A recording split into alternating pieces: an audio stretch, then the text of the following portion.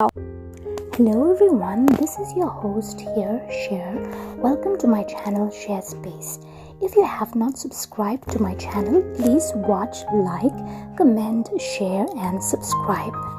In the last chapter, we have seen how Zechariah was visited by the angel Gabriel, who told him that he and his wife are going to have a child in their old age. The attitude of Zechariah towards the angel was that of unbelief. The angel did not like Zechariah's doubts. He told him that he was not going to be allowed to talk anymore for a while. "Behold, you are dumb," he said to Zechariah, and he said that he was not going to be allowed to speak again until the day when these things come to pass. "Because," he added, "you have not believed my words." And Zechariah dropped his pen, looked helplessly around him, and pointed to his open mouth, while he grew red in the face, trying to make a sound which would not come, not even a groan. "Did he say anything else?" breathed Elizabeth. Her husband shook his head and wrote again. "I closed my eyes and prayed a moment. When I opened them again, the angel was gone. That was when I staggered out of the holy place and found that his words were already proven true. I could not speak." Had the old man dreamed these things in a vertigo, a sudden stroke? Such things had happened within their experience, thought the women of the family. With all the faith in the world, Zechariah might be imagining the whole story.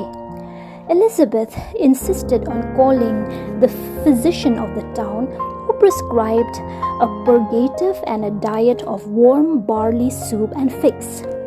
Moreover, the patient must remain flat on his back for 3 or 4 days. Of course, the doctor was not told the temple story. That was for the ears of the family alone. Soon after the doctor left, Zechariah fell into a deep sleep. Late into the night, the others talked the marvel over. Elizabeth found it hard to believe it was anything more than the fantasy of a sick and tormented mind. Anna was puzzled.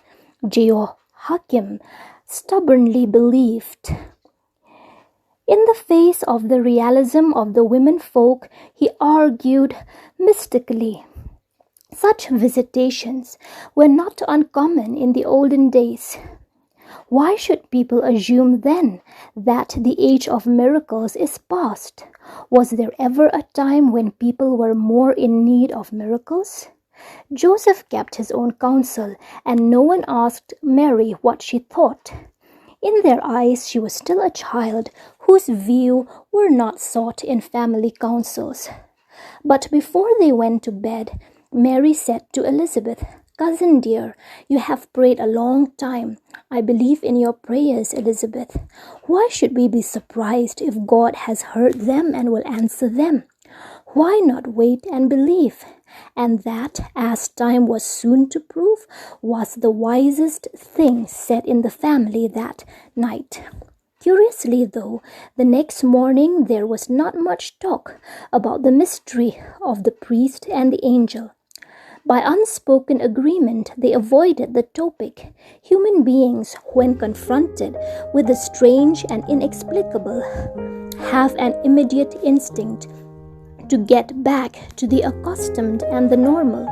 We do not hug our miracles close. We put them hastily away, preferring the commonplace to live with. It is as if some compulsive hand wipes clean the wall on which the handwriting appeared.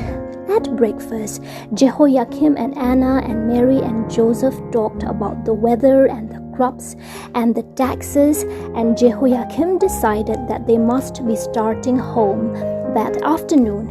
Even on the return journey, they spoke only once or twice, and that briefly, about Zechariah's experience. More and more, they were relieved to put the whole matter out of their mind.